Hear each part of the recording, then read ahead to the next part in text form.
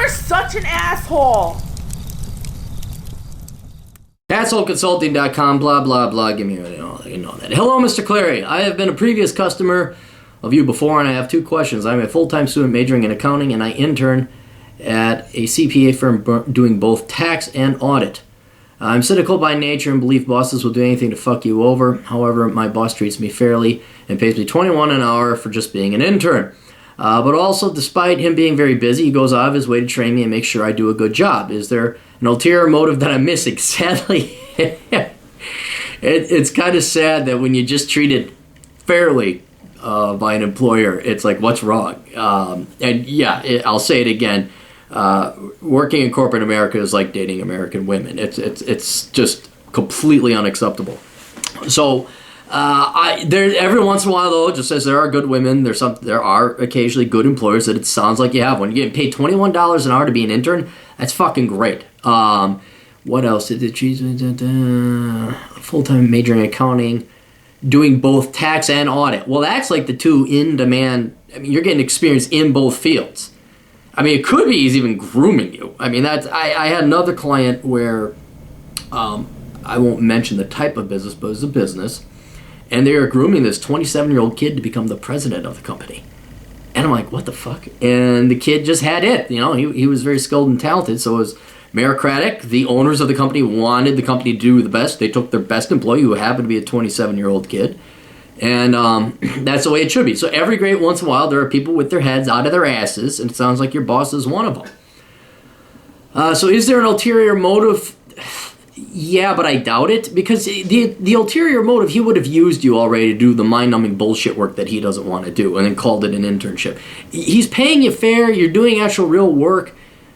I don't think he can. I mean, even if he decided to screw you over at the last minute, you still got paid really well, and you still got real-world working experience.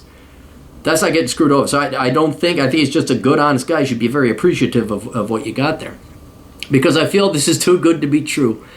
It's like the girl that shows up that doesn't have another man's kids, no STDs, and has a job and no student loans. Like, oh my God, what's wrong? It's a guy! Jesus, penis, oh!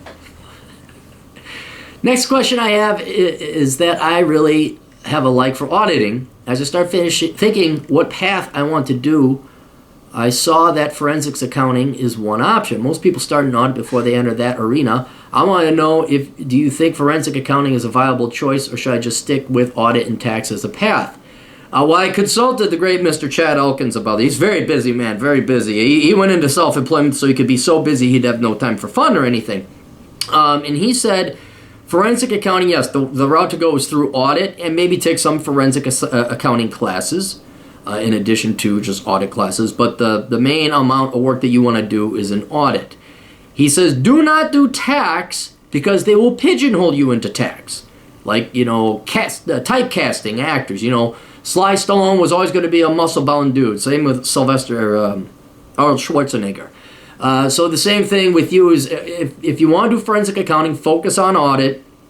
Don't put tax if you're applying for an auditing, thing. At the beginning, I guess you could put tax.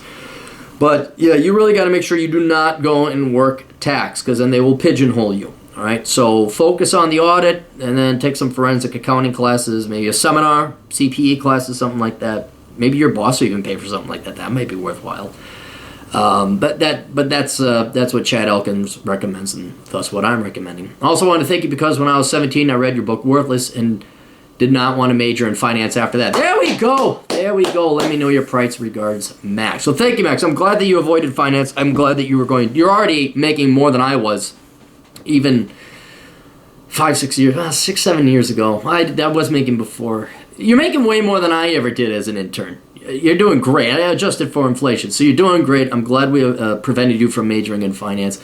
But yeah, it looks like audit is the way to go. Know your boss is not screwing you over, and keep working hard and treat your boss very kindly and fairly, because that's what we'd like to see in bosses, but it's just very rare. So hold on to that one, and maybe if he's got a full-time job afterwards, I always say a boss is worth at least 33% of your salary. Because you get a good boss, and that makes a world of difference. You get a bad boss, which most of them are, it's a pain in the ass. It's not worth it. So anyway, hope that helps out. Best of luck to you. Toodles.